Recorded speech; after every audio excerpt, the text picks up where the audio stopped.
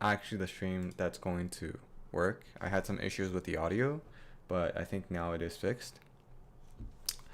I just came back from my ski trip, or like I came back like 3 days ago, but I got food poisoning this time, so I could not stream. But I'm happy to be back on this habit of streaming and sharing what I'm learning. And I want to share some thoughts first. The main thought is to, or at least what I'm trying to exercise right now is more metacognition. So that is being aware of my thought processes as I'm learning things. So I saw this clip of Aileen Gu, who's like a she did like freestyle skiing at the Olympics, and she talked about how you can become the person you want to be just by choosing the thoughts that you are forming, right? Because if you think about it, we all have neuroplasticity, and our brain changes based on what is on our mind.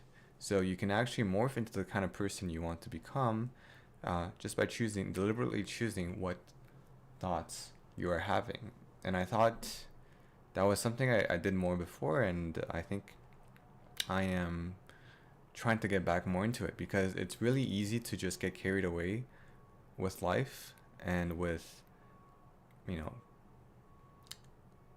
just not doing this sort of active process of like thinking of what is your thought process, what's going on in your thought process. So it's like easy to get carried away, and you let your brain sort of like morph on its own without you deliberately controlling it. So what I mean by that is, for example, whether it's like consuming social media or like watching movies, your brain sort of naturally gets carried away by those things, and it can sort of like,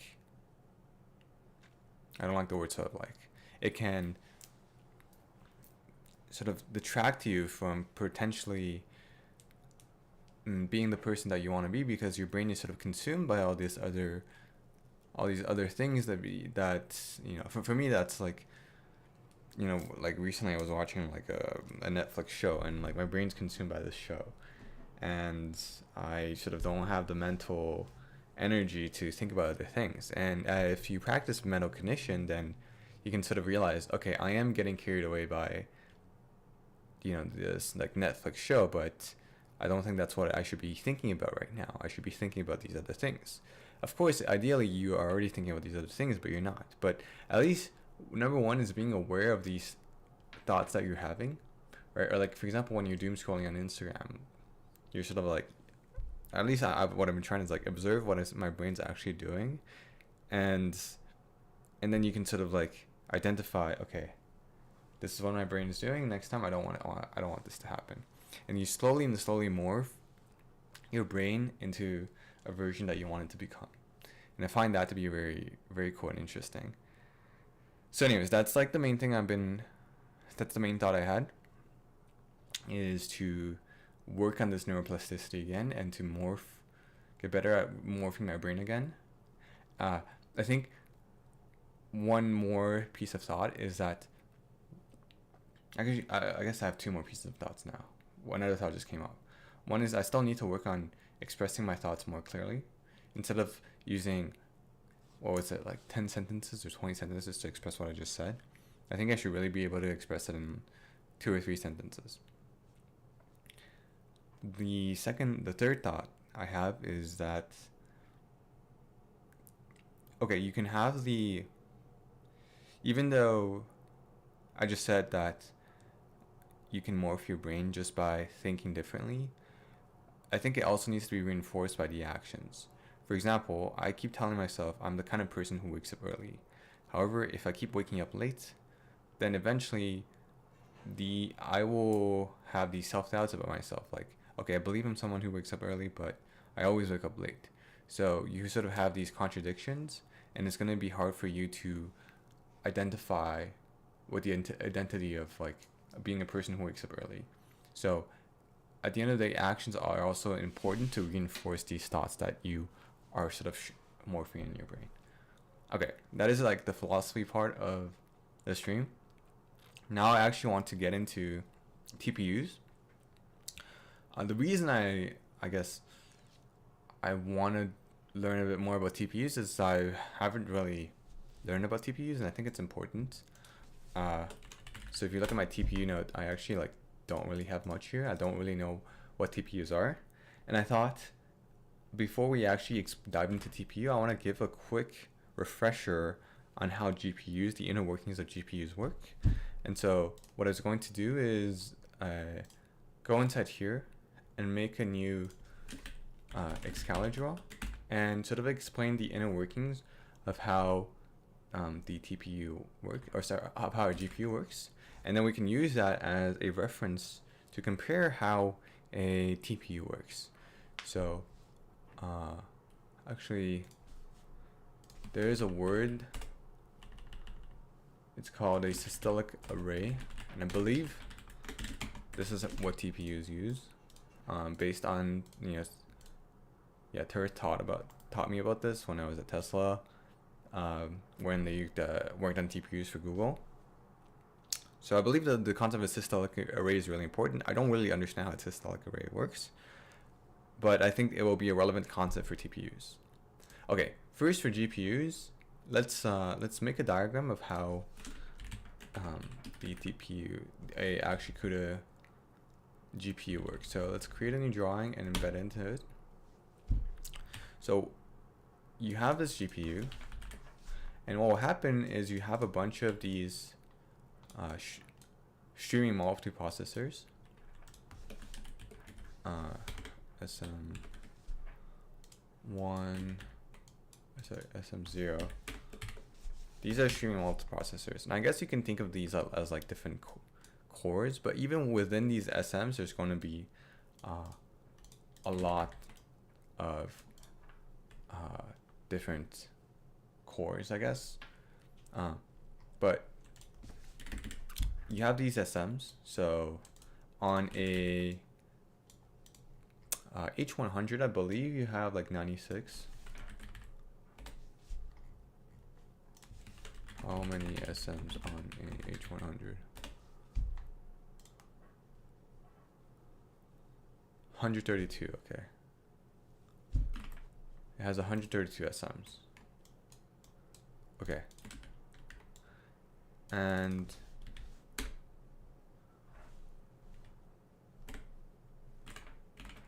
so that's 66, right? Okay. Okay, let's say it's 114, so that's 57. Okay. And within each SM, what's going to happen is that there's like global memory here, I believe. I believe this is the mental model we should have. And you have like shared memory within each SM. Let's make this really small. Can I make this smaller? Okay, maybe I need to make this diagram bigger then. Is it already the smallest?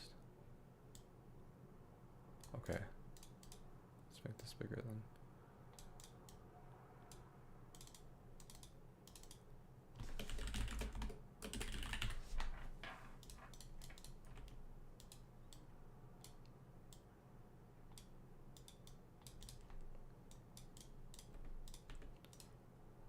Okay, let's just first write out the diagram for a single SM.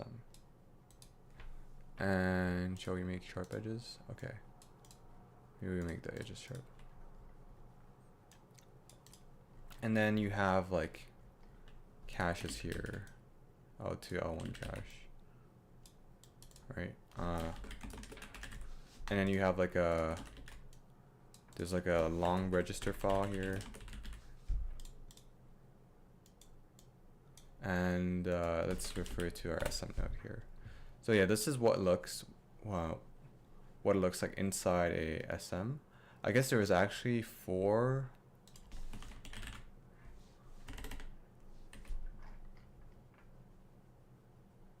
There are 4 warp schedulers inside.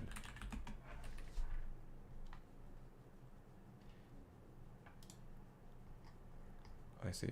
There's actually, what is it? 4 concurrent warps active, which are blocks. I guess like this is minor detail. There's a shared memory, L1, and okay, there's no L2, 0. Okay, there's a L1 cache.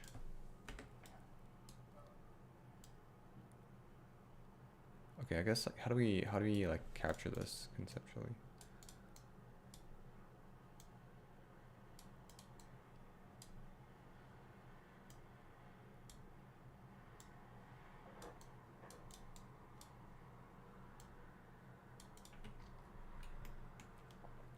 I guess this is all you need to know about. Alright, the idea is there's a lot of SMs, and I think this is like enough. Right, and you have global memory. Like this is for a single GPU. You have like a bunch of these SMs, and when you execute some GPU kernel, they get scheduled onto an SM. But the issue is that how each of these gets scheduled is important to be aware of, because generally what happens is it first gets loaded into global memory, and then it gets assigned to some SM. So there's some copying that happens from the GPU memory onto the SM, and then there's some computation that happens inside these SMs. And once the computation is done, it's copied back into the GPU memory, right? So there's overhead of that.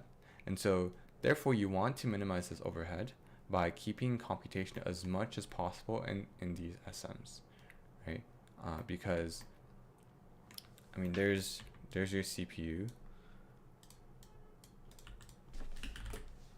right, which has like,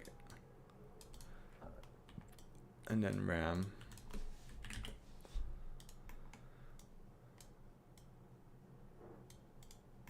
right, and then there's like your hard drive, like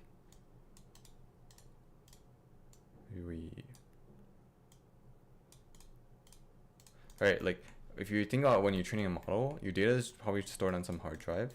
You load it onto RAM, and then it needs to be copied onto your GPU. And then there's like the concept of pinned and they were like pageable versus non-pageable memory.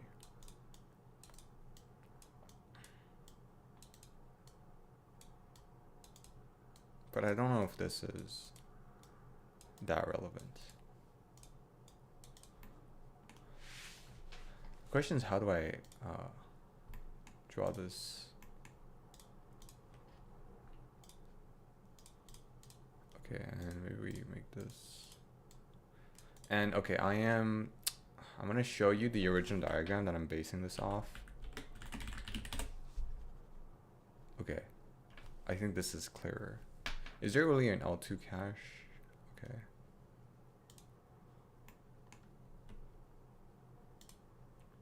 I guess that's a good way to put it. Okay, I'm gonna copy sort of what they did, which is compute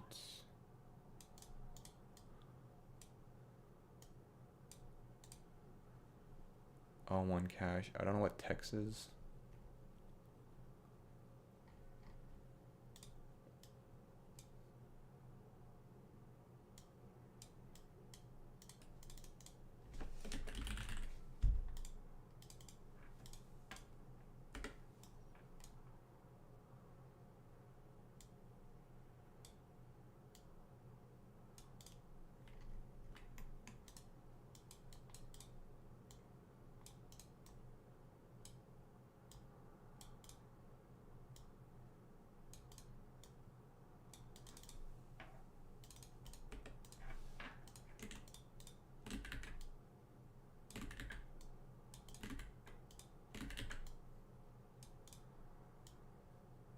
Is this like more or less confusing? Okay, I'd say like shared memory.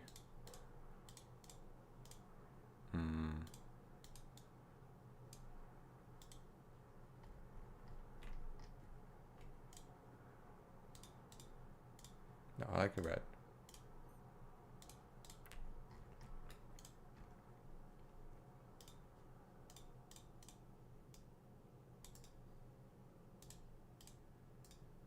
sent to back.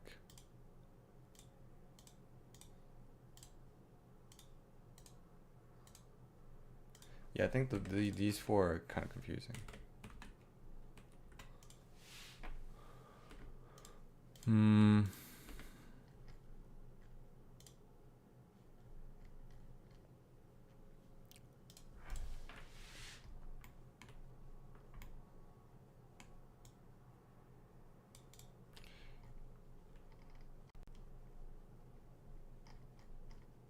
I guess it's an implementation detail of how the compute works.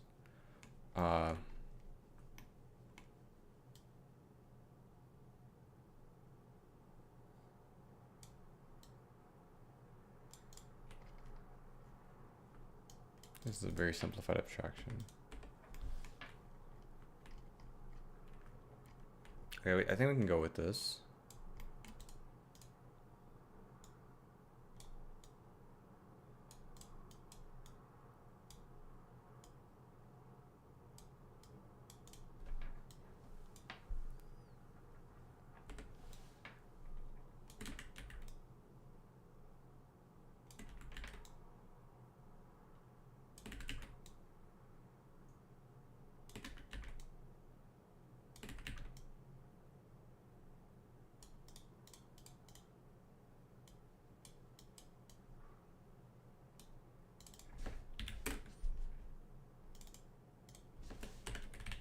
It's on an H100.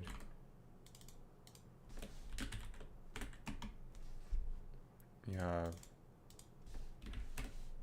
157.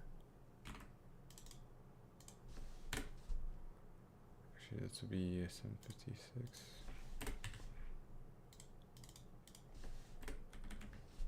113.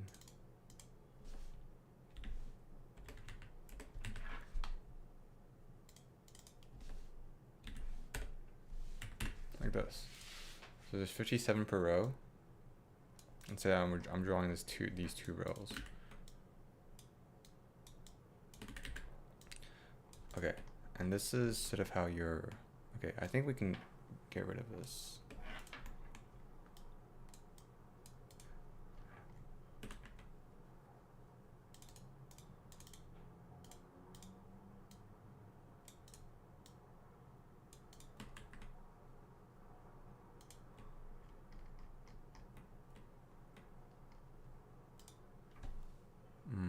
Should I make it slop? No, okay, a bit of sloppy is nice.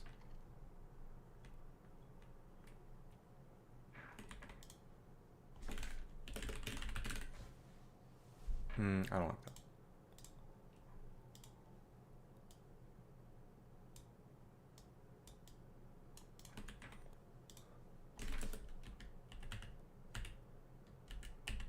Okay, that's good. Okay, so this is what I'm trying to capture.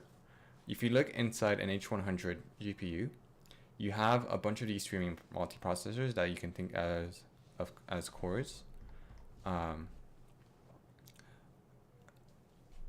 The difference with the CPU and the GPU is that you actually have thousands of these cores. So within each SM, actually, there's going to be a lot of these mini cores. So this is one. There's like multiple abstraction layers. So at the very top, like, you can just think of it as like there's these SMs and there's global memory, and there's overhead within a GPU of transferring from global memory to these SMs. But then within an SM, you still have a lot of these ALUs. You have like a very, very long register file, right? 16,000 different registers compared to your usual like 64 registers, or 100, or like however many registers. How many registers are there on that CPU?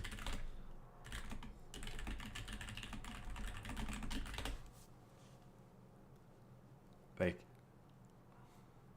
16 general purpose.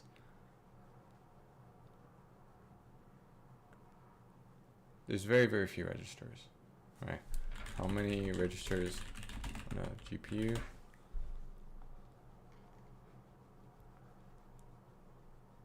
Like 64,000, right? So they have a lot more registers. However, each core itself is much, much worse, right? So that's why we want to be able to parallelize these operations, because executing each instruction is perhaps slower, but because you're able to parallelize massively, you get this increase in throughput massively. And okay, this is, I think this should be NVIDIA GPU. And then this is GPU.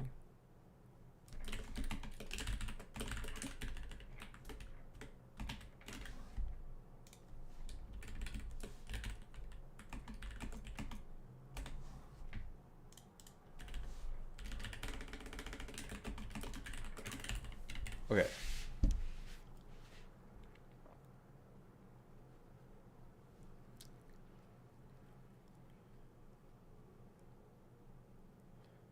And I guess this is them drawing what an SM is, I suppose.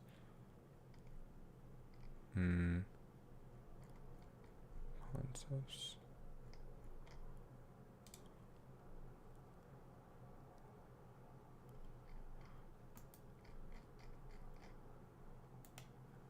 Okay. You're right. Okay, I need to draw the L2 cache. L2 cache here as well. Okay. I think I'll draw the L2 cache here. Global memory and L2 cache.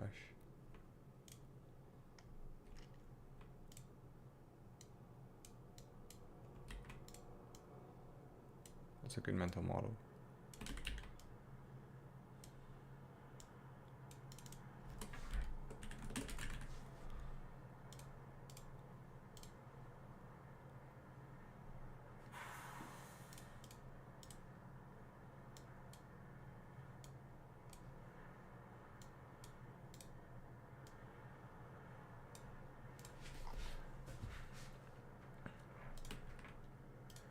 Alright, so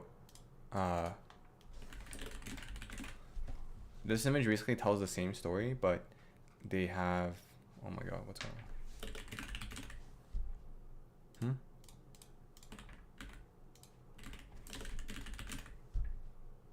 What's going on? Why is it like, why is it acting weird? Okay. Oh, this gives me PTS. This needs to be lined up, man.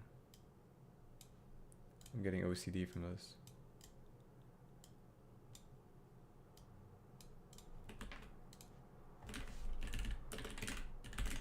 Okay, right. This image captures the same idea. We have our DRAM, which is this global memory, and we have L2 cache as well. But all these SMs basically are like a lot of cores inside of them, compared to your GPU versus CPU.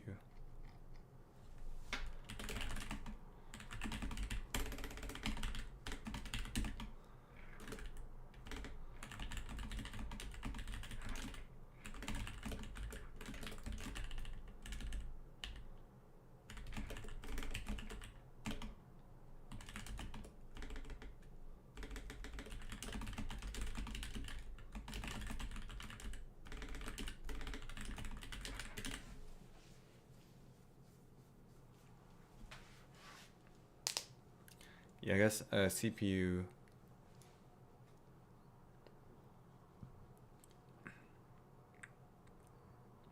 has multiple cores. Each core has its own cache, and then there's cache hierarchy, and then that's your L3 cache, and then DRAM is just something else. And the distance between your DRAM and your CPU is very big, right? So that's like on your motherboard, they're actually different components. On a GPU, the distance is still quite big, but it's all, even though it's all integrated within the GPU, the distance is still quite big, right? And that's why we call it global memory.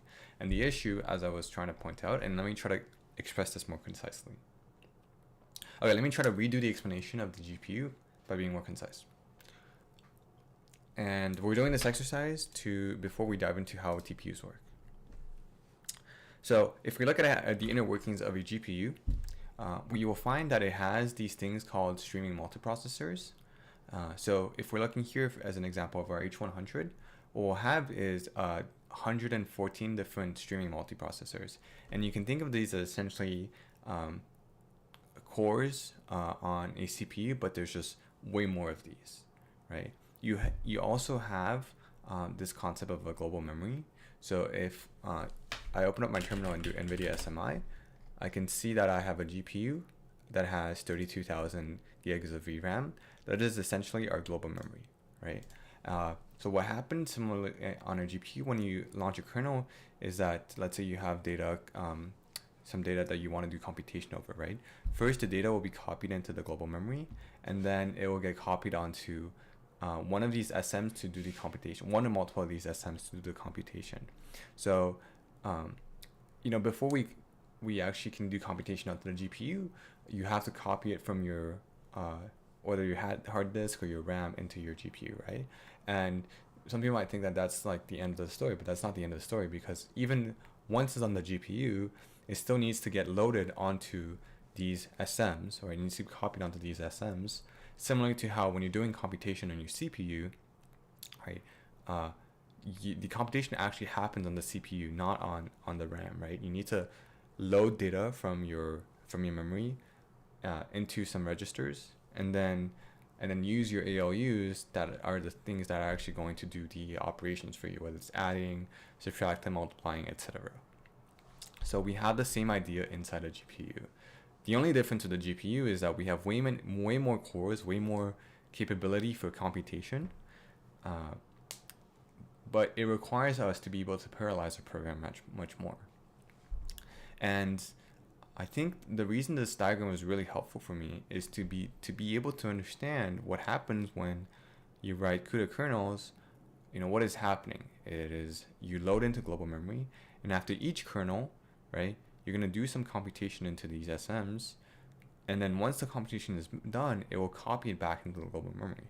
So you can imagine if there's a lot of these different kernels that you're launching, every time even though the data stays on the GPU, there's a lot of load-in stores. And I really sort of grasped this concept when I was watching this Jane Street ML talk. Looking for the I've been self-learning a lot. Oh, this is so loud. Right.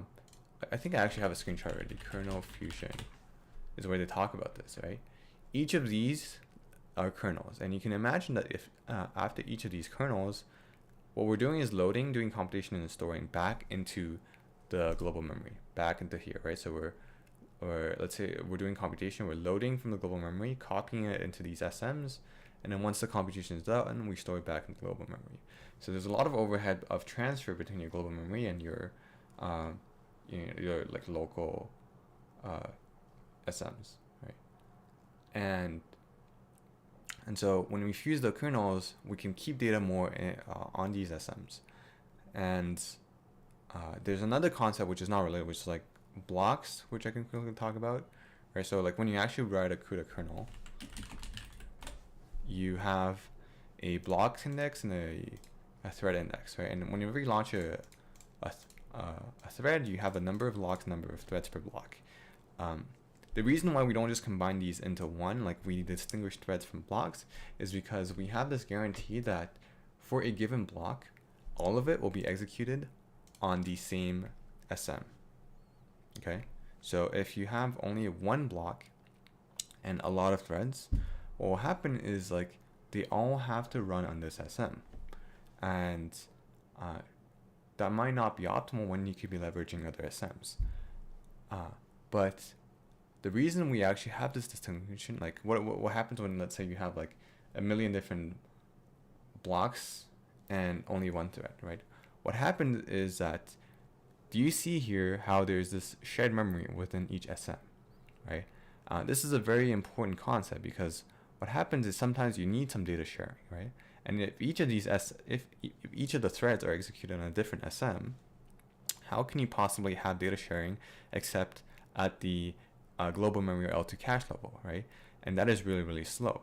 And so that's why they actually developed this memory hierarchy where you still have shared memory within a block, right? So threads are part of the same block can share data through the shared memory. Sure, it is slower than just your registers or not having to share memory, but it is much, much faster than your global memory or your L2 cache. So that's the reason we have these blocks. And I think those are the main concepts I wanted to cover for your NVIDIA GPU. I'm only scratching the surface of like what CUDA is, and there's still a lot more for me to learn, but this is high level what I understand about GPUs at the moment, my mental model. And I guess I was starting to work on this like GPU optimization node to talk about like what are some things that I think we can do to eliminate sort of like when we're trying to optimize GPUs. What are some things we can do, right? I think like fundamental ideas. Actually, maybe let me.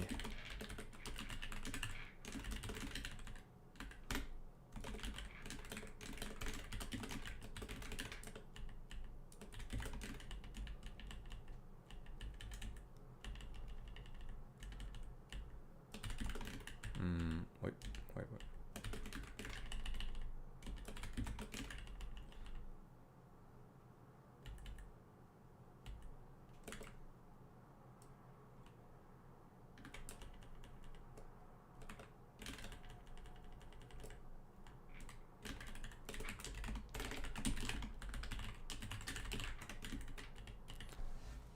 Yeah, we want to hide the late. So these are the two fundamental ideas, I think. One is this principle of locality, right? Which we've seen for CPUs, but we can apply it for GPUs, which basically means, we want to keep data as local as possible. Actually, when you look at the principle of locality, there is spatial and temporal locality. I'm mostly referring to spatial locality. Like, some of this is already implemented, like, by design by the hardware, right? So if you look at your cache and your cache policy, it is generally the oldest data gets removed, like gets flushed out of the cache first, because you expect like recently used data is probably going to be used again compared to older data. That's temporal locality. And I guess spatial locality is basically the idea that data that's used in registers will be used again, data that's used in hard drive will probably stay in hard drive. We can open this node to show you. Or actually, I guess that's not actually spatial locality. It's more like nearby addresses will be used. So I don't know if it's actually principal locality is the right word here, but basically the idea that we want to keep data in registers as much as possible, rather than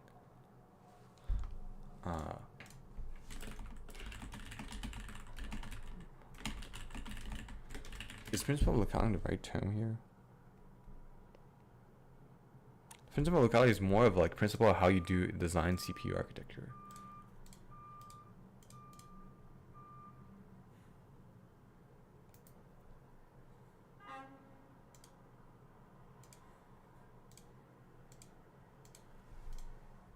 I think I'll ask chat here, but I don't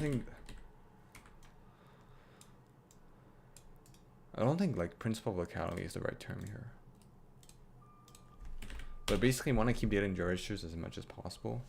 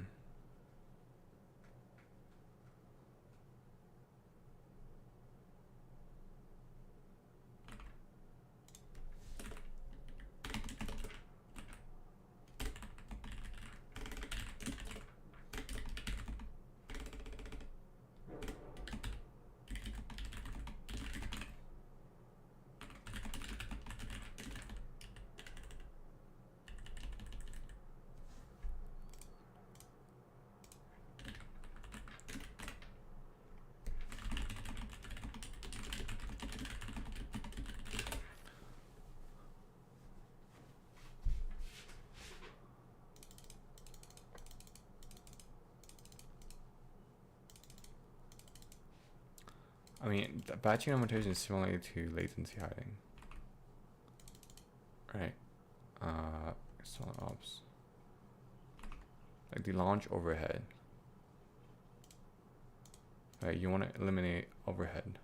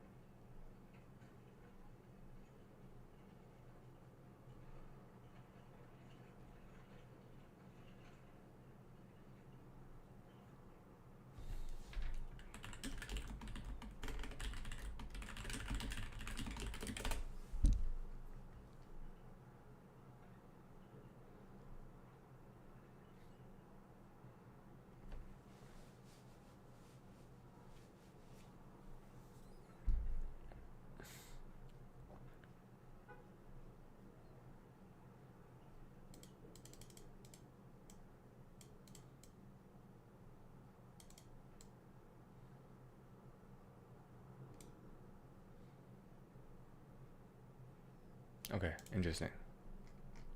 Anyways, we'll get into this more later, but okay, we understand GPUs work, and we have looked into what is inside an SM, which is a bunch of like these ALUs.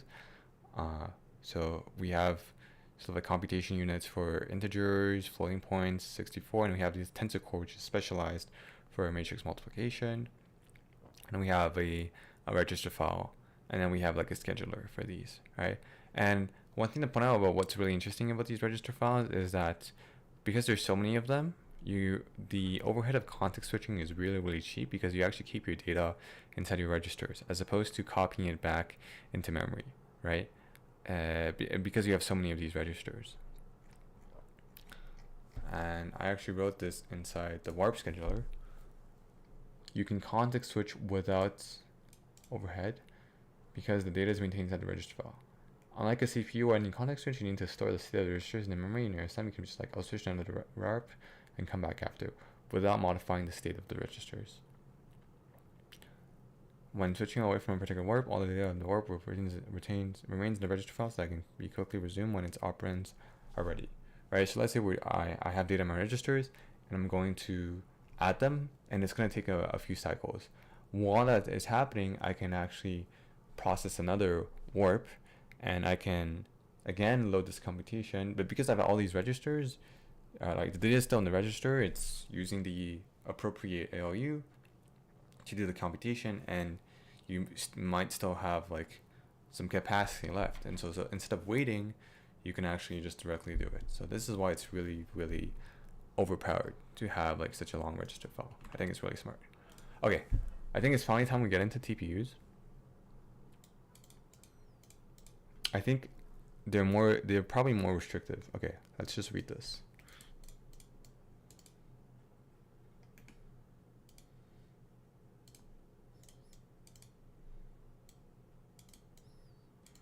On chip bandwidth memory, one bar says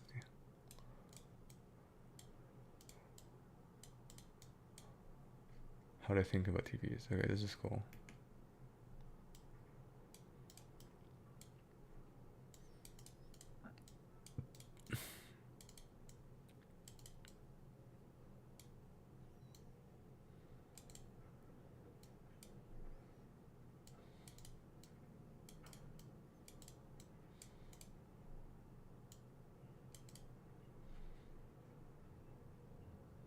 I mean, branching, as long as there's a lot of branching, you should use CPUs.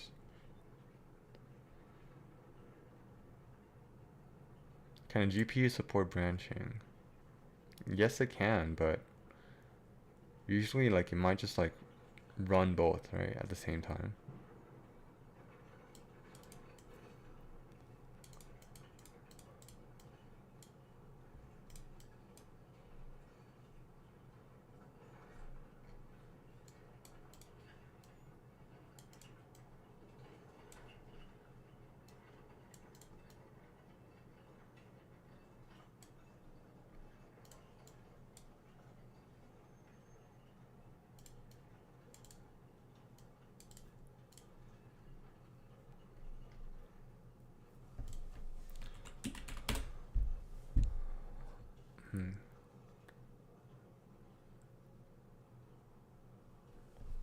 I see. It's an open source compiler for.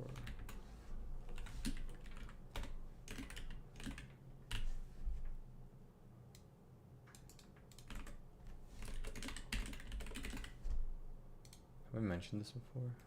I guess this is what happens. Does PyTorch use this? PyTorch has its own compiler,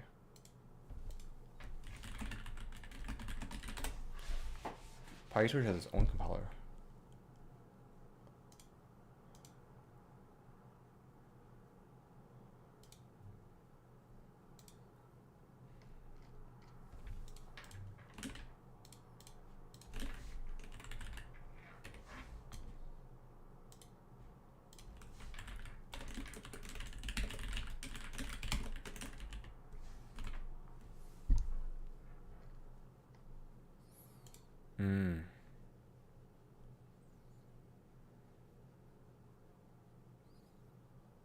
How does HBM compare for?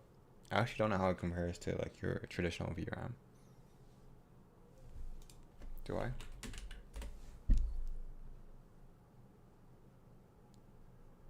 It's like extra memory that you stack on top of your GPU, right?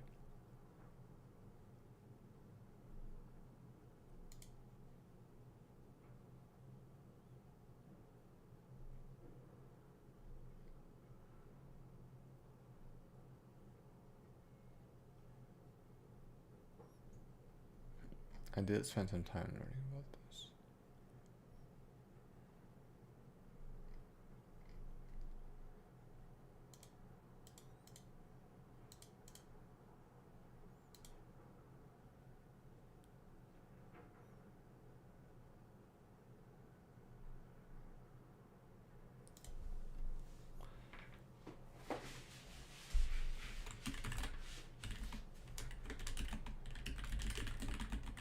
I think it is. You just stack it.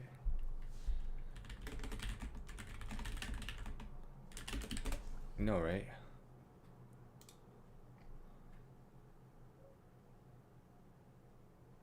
It's an extra component that you purchase.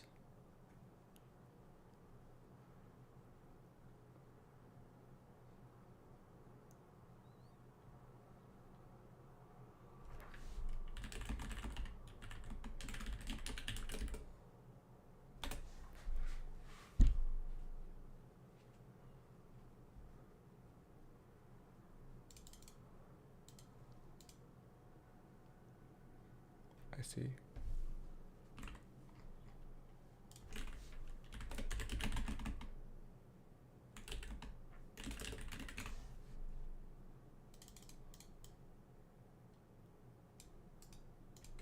Okay.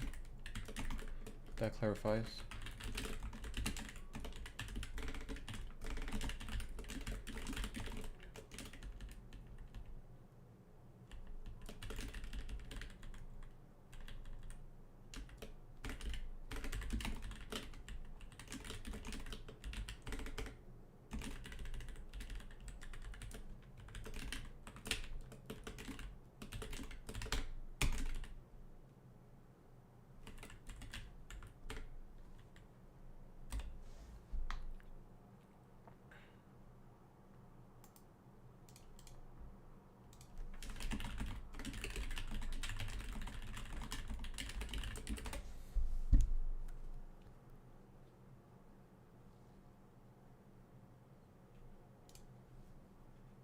I see.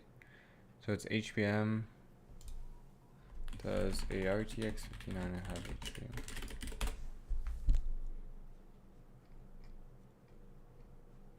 No, right? Because you actually stack these DRAM chips.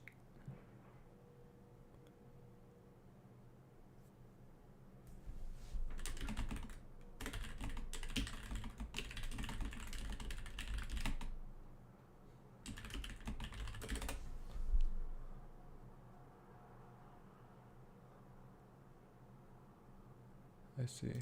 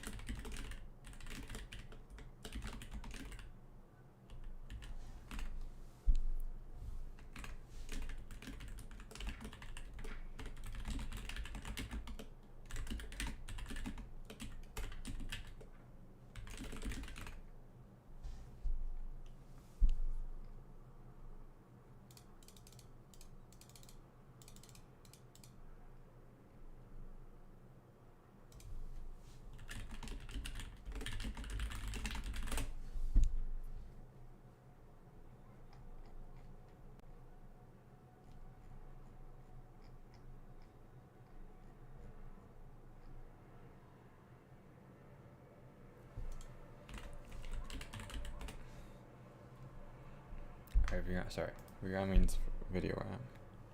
The RAM that the GPUs have, and you can implement this with DRAM or SRAM, static RAM or dynamic RAM, and DRAM uses capacitors.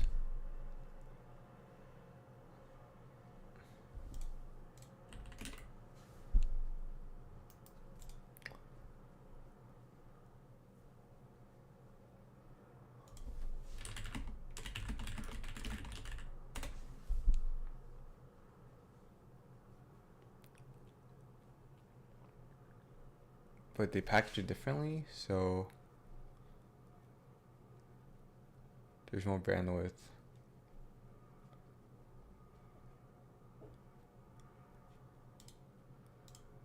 Let's see. Vector unit point GPU.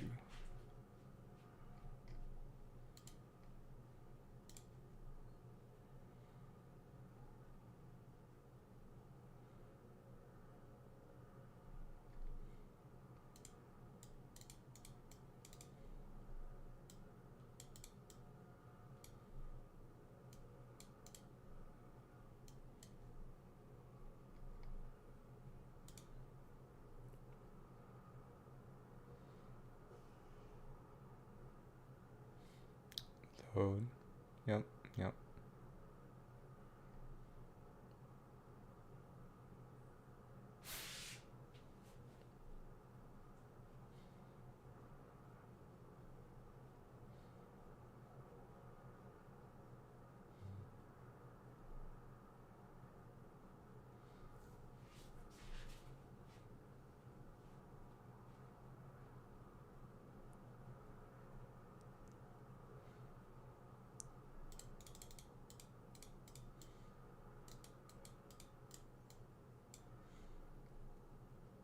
That's what I said.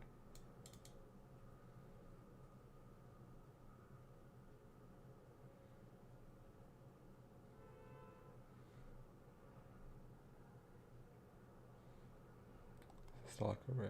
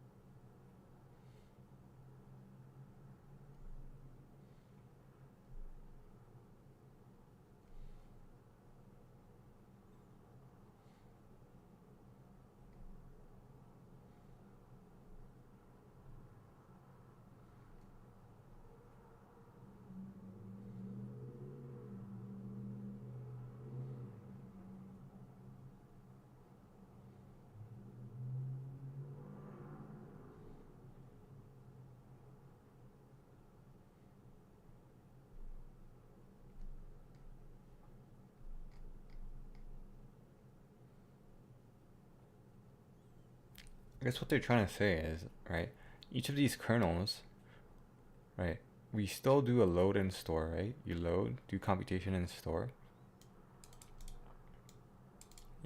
Because for every calculation of must access registers or shared.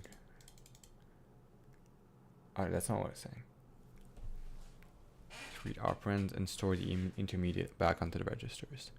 But okay, right, it's still like a CPU where there are registers and you're doing the computation. You're loading from the registers, okay, and you're doing the computation and storing this back onto the registers. But with the systolic array, the result is directly passed to the next multiply accumulator. I see.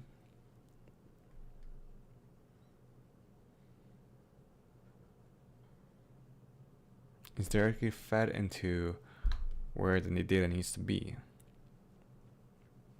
I mean, okay, just so less intermediate results is what it's saying.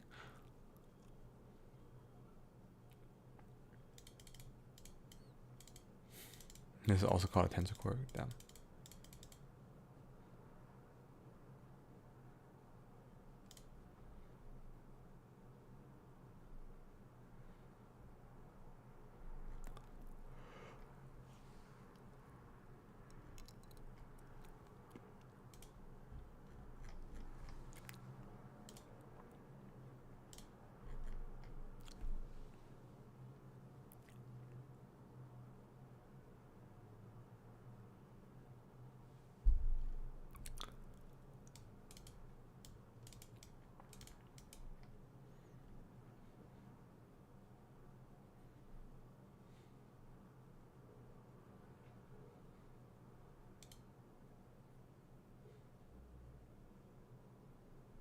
Hmm. How does a stock array work? It's a good question.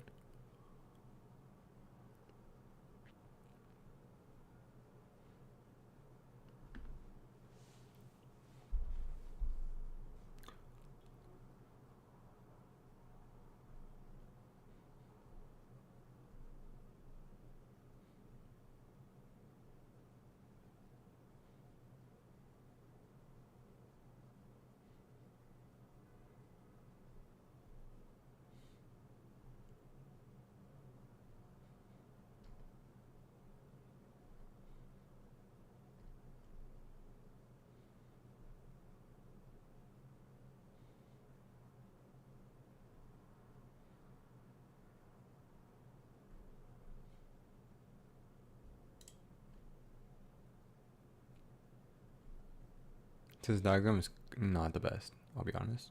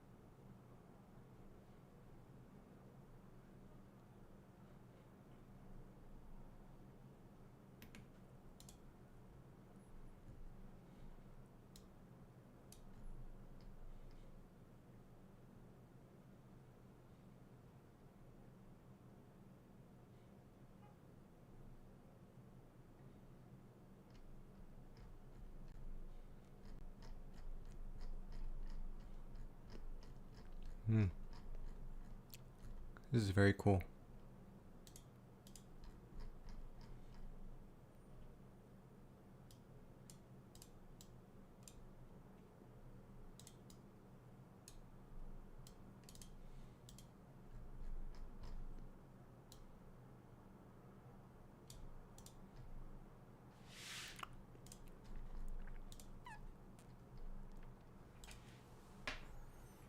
I believe I've seen this somewhere. Yep.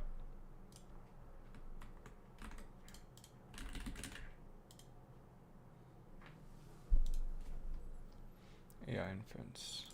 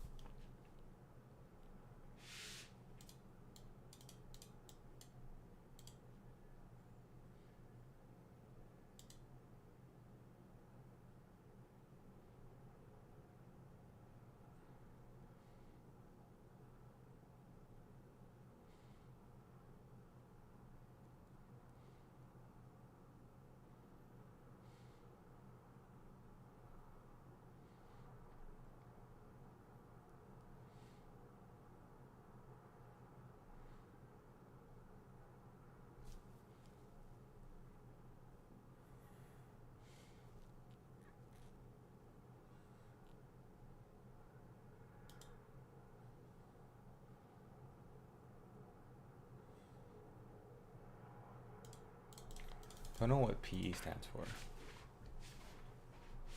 Processor?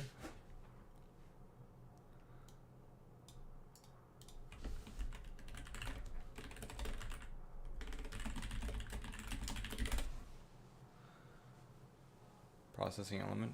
Yeah, okay.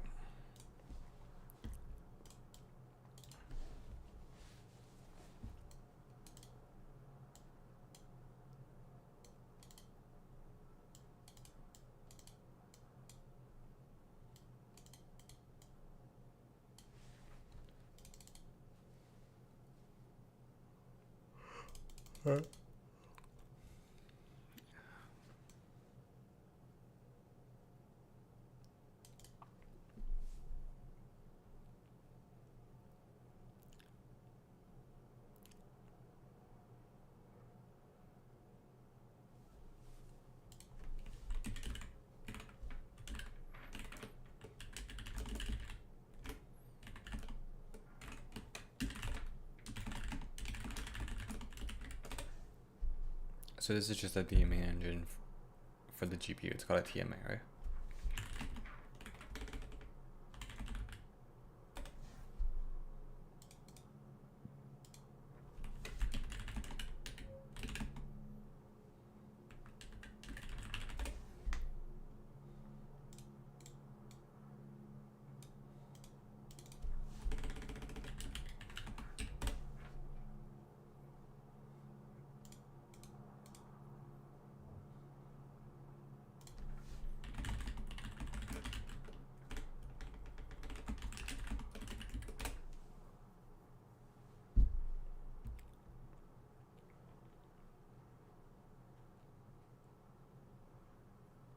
Mm.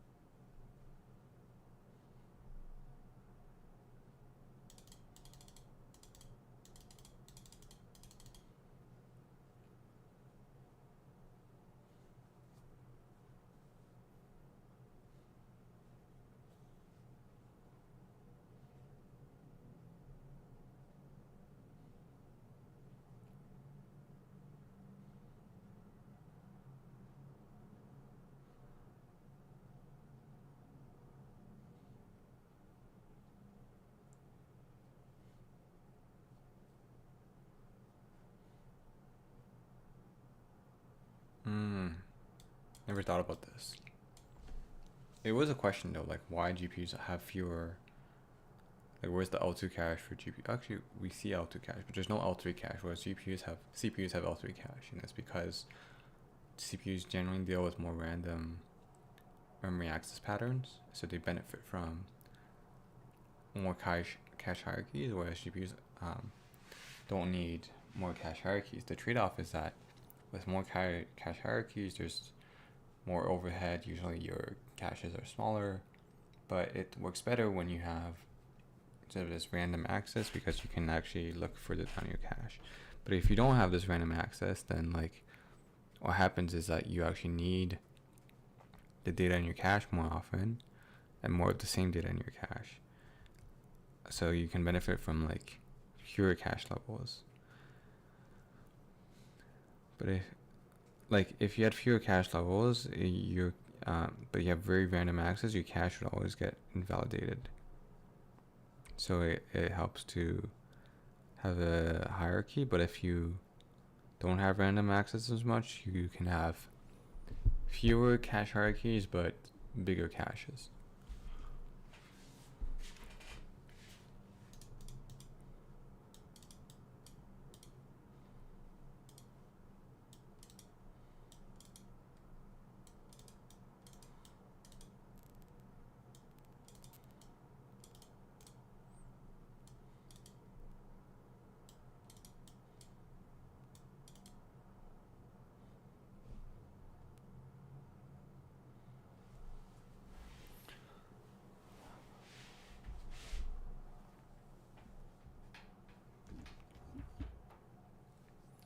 also getting hungry.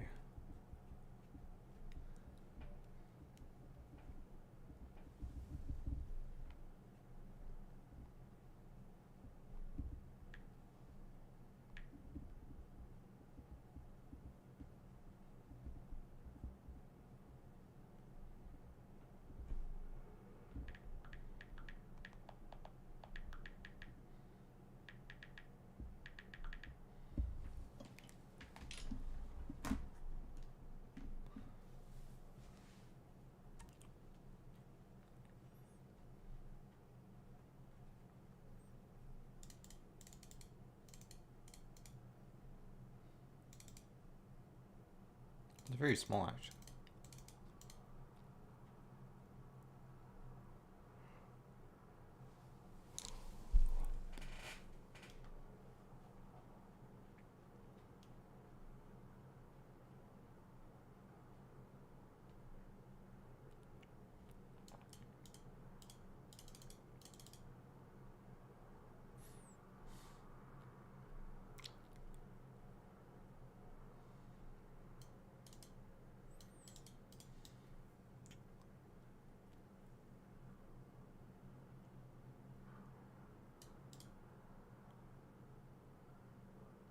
Let's be quick.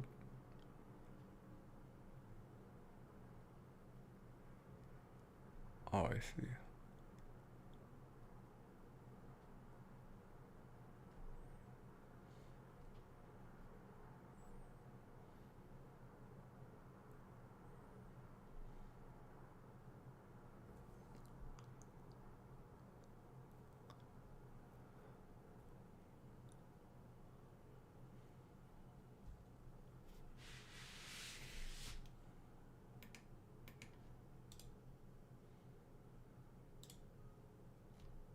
Hmm.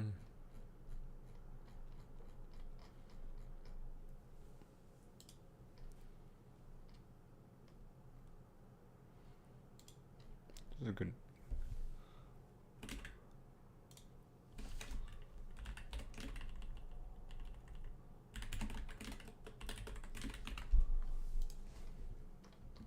Who wrote this?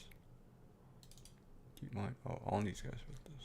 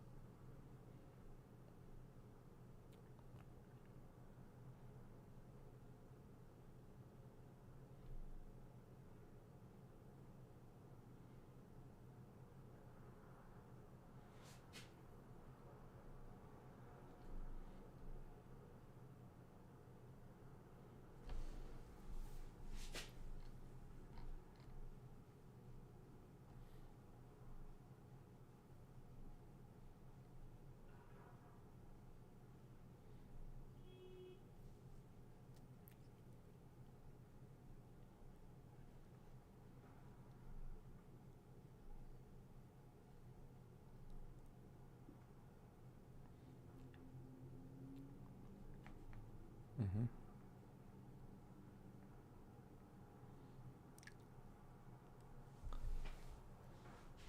Yeah, you can't use data parallelism because the model's too big.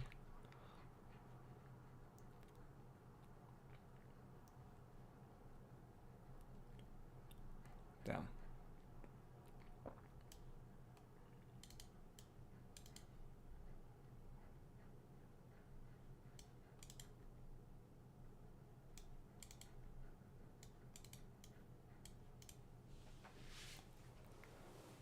Hmm.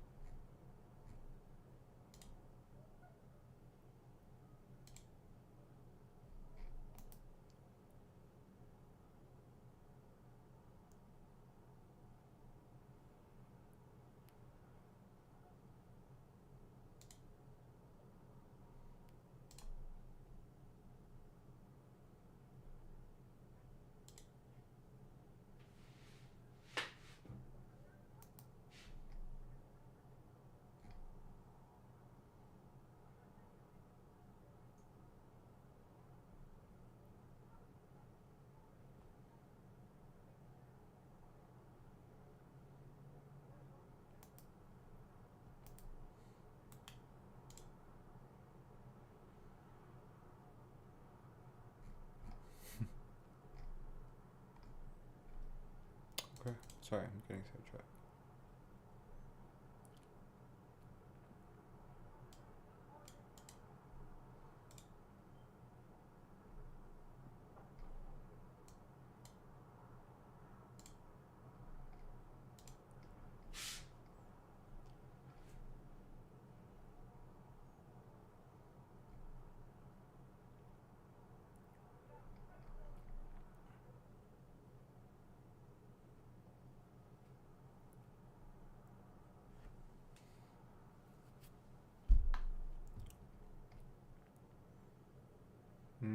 That's smart.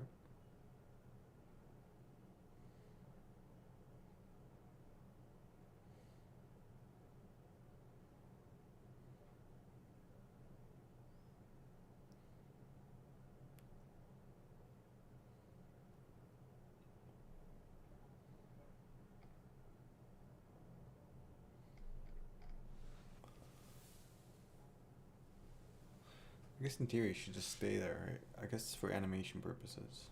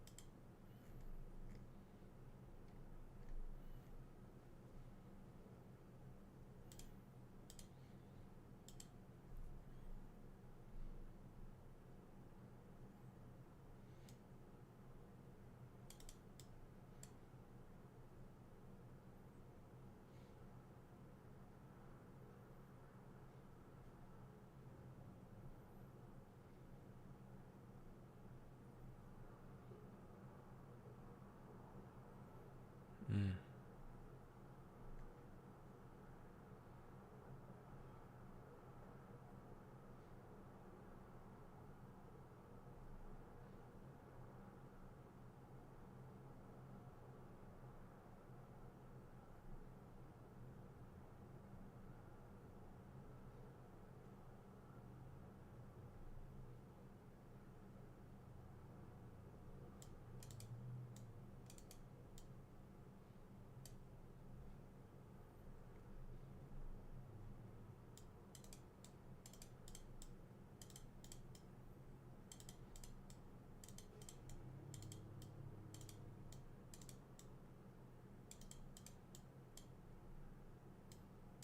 Mm.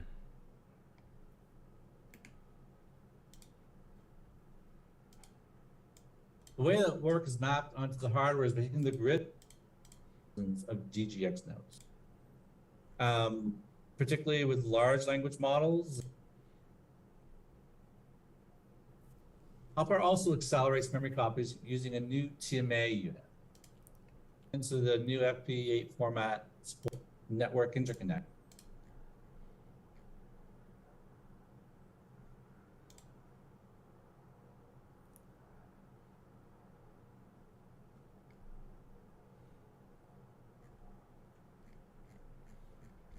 I guess my question is not answered.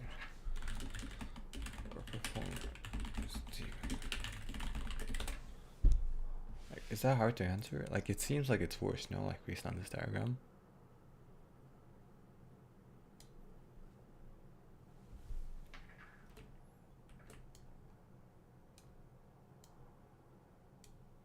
Maybe cost-wise.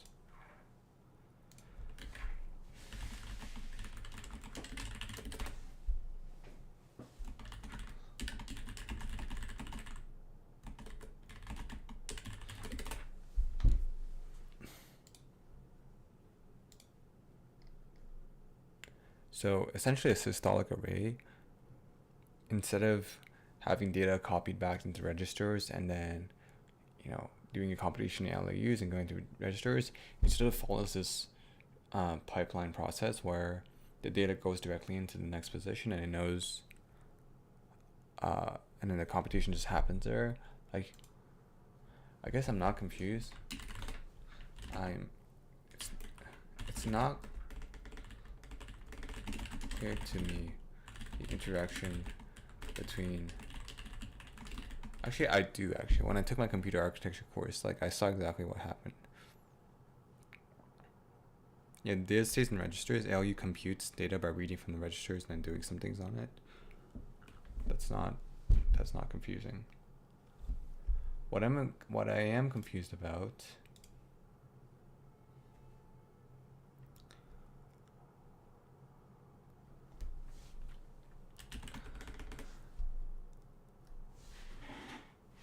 I'm confused about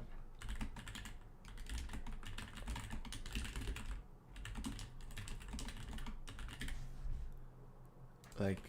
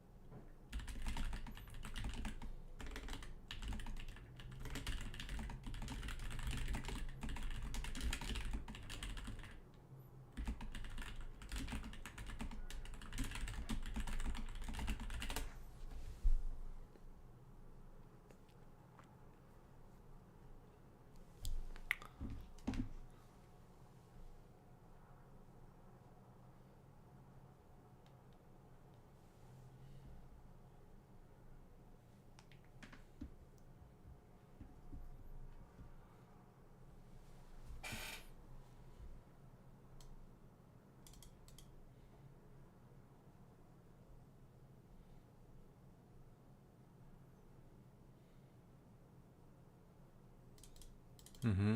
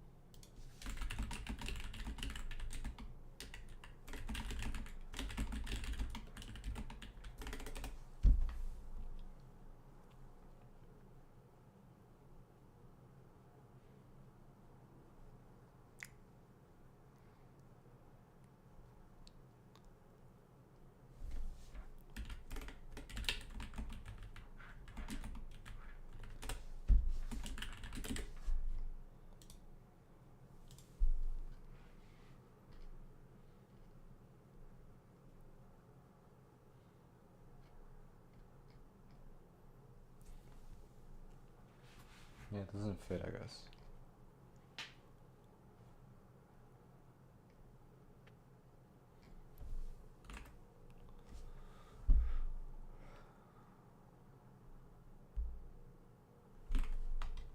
Okay, you look at systolic array.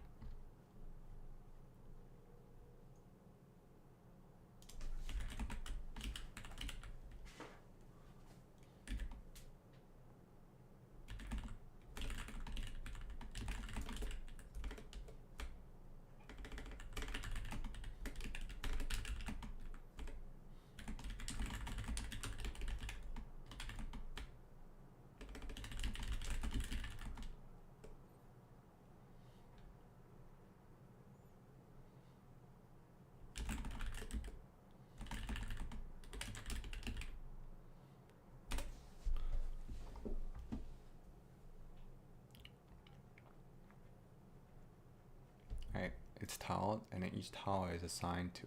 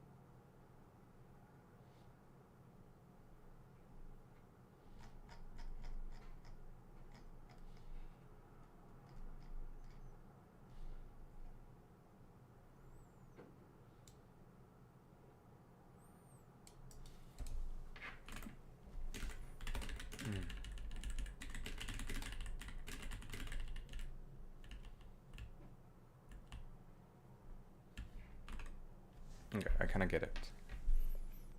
So the problem with the GPU is that when you do matrix multiplication, right, we do something called tiling, which is we're going to say, okay, this particular chunk is going to be computed by, like, I guess if we, do I need an image? Okay, this, let's say we take a matrix, we break it down into subtiles, and for each subtile, we're going to compute that result, right? And that result is simply given by the subchunk matrix at those positions for each matrix, right?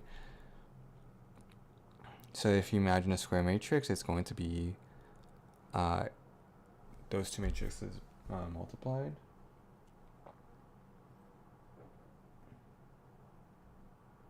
Actually, is that true? Yeah, it is, right? We need the entire row and that entire column.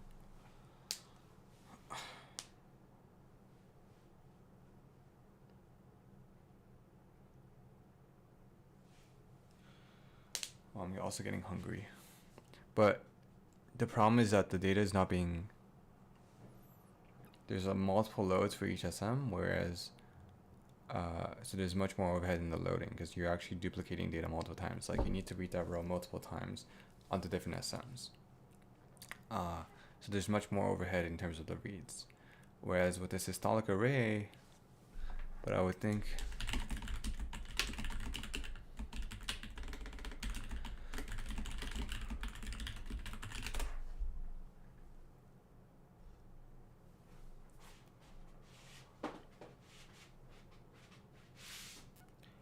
Okay, anyways, I'm really hungry, sorry guys. I'm gonna stop here.